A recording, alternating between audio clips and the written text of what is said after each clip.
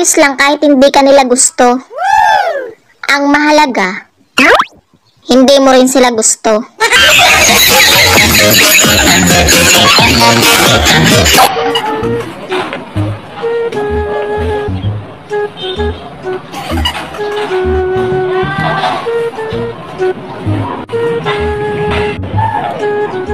Magandang umaga po, ma'am.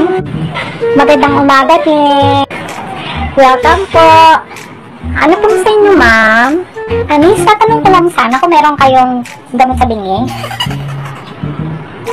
Gamot po sa bingi? Meron po. Saglit lang po.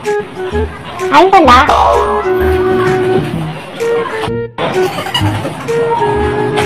Ma'am!